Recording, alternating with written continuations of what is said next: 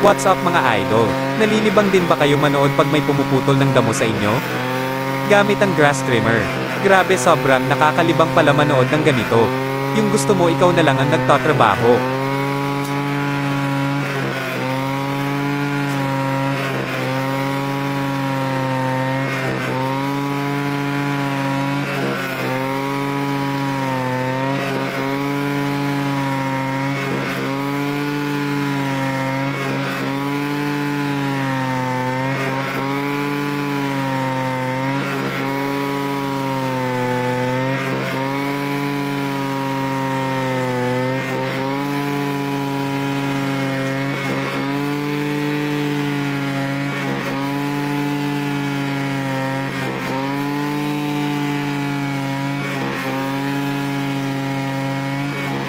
Salamat sa time mo sa panonood ng mga videos ko.